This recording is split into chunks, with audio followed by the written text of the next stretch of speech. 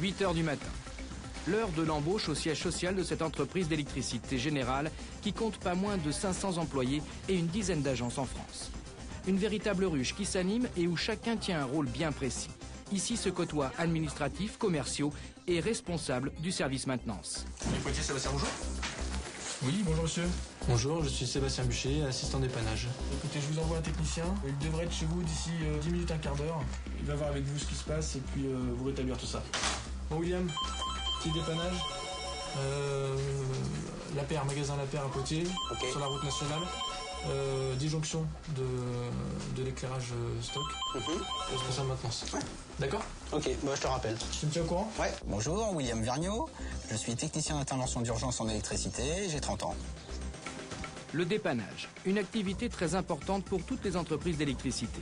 Car de la qualité de la maintenance dépend bien souvent la reconduction de contrats ou bien de nouvelles commandes. Bonjour. William, Société Brunet. Oui. Je viens pour un problème de disjonction dans l'éclairage de stock. C'est là que ça... Alors c'est celui-ci. D'accord. Ça fait tous les tâches. Ok, ça disjoncte. Voilà. C'est quoi les qualités d'un bon dépanneur? Un dépanneur doit avoir des compétences techniques selon son domaine, électricité, climatisation, alarme, parfois même la polyvalence.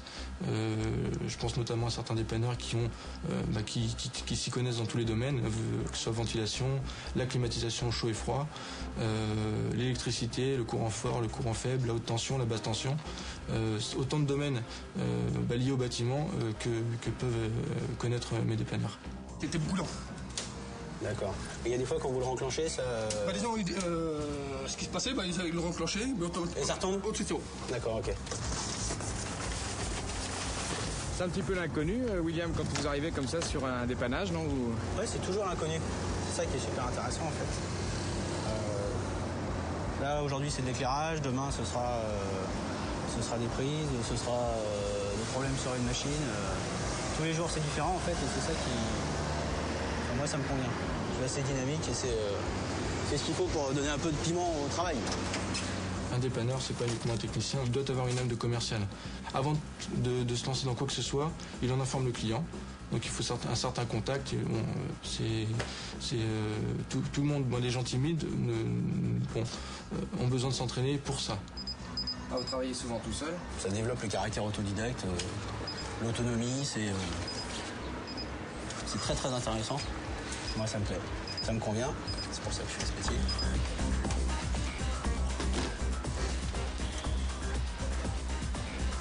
C'est un peu comme un médecin, quoi. Il faut diagnostiquer la panne. C'est que du diagnostic. Donc le diagnostic passe par la communication avec les gens qui sont autour de soi, parce qu'après tout, ils connaissent mieux l'environnement dans lequel ils évoluent. Alors que nous, on arrive tous les jours sur des choses différentes, donc faut être à l'écoute des gens. Et puis l'électricité, c'est quand même pas quelque chose sur lequel on peut intervenir sans avoir des connaissances solides. Donc il faut des années d'études, il faut se mettre dedans, et puis c'est un milieu spécialisé dans lequel on est des spécialistes.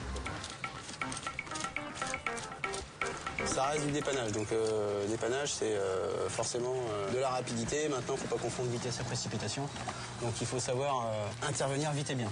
Il faut savoir garder son sang-froid aussi. Hein, voilà, c'est pas évident tous les jours. Ça dépend un peu comment sont les clients. Comme par hasard, j'ai un petit souci. Alors, je suis en face d'un réel problème là. Pas toujours facile à diagnostiquer. Hein, bah non, la preuve, même sur des petits trucs, des fois, on reste un peu quoi. Certaines pannes donnent du fil à retordre. C'est le cas ce matin pour William. Dans une telle situation, il sait qu'il ne doit pas perdre son calme et trouver rapidement une solution au problème. Cette zone de stockage est ouverte au public et la mise hors service de l'éclairage diminue l'activité commerciale du magasin, avec pour conséquence directe une baisse du chiffre d'affaires. Il y a des petits moments de stress dans ce métier Oui, c'est sûr. Oui, c'est...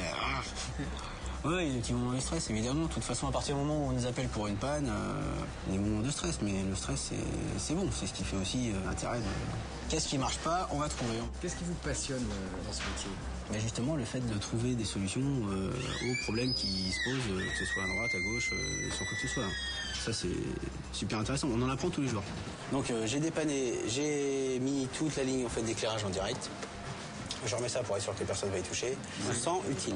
Il y a des gens qui appellent parce qu'ils ont besoin. Nous, on arrive. On tente de les dépanner, de réparer la panne. Au moins de leur proposer des solutions si jamais on n'a pas la réponse à leurs problèmes. Et de toute façon, on repart toujours en ayant apporté quelque chose au client, donc avec de la satisfaction. De la compétence, de la technicité, puis de la joie. La joie. Il faut que le client nous voit arriver heureux. Et repartir avec le sourire. Comme ça, on a passé une bonne journée. Est-ce qu'on reste dépanneur toute sa vie? Non, pas qu'on ne veuille pas, mais un dépanneur arrive compétent, repart du dépannage encore plus compétent, assez compétent pour devenir responsable de travaux, responsable de service, voire même créer son entreprise. La maintenance des installations électriques offre une réelle polyvalence. La possibilité d'intervenir sur des technologies totalement différentes. Du chauffage individuel aux chaînes de productions industrielles, au fil des jours se constitue ainsi une solide expérience.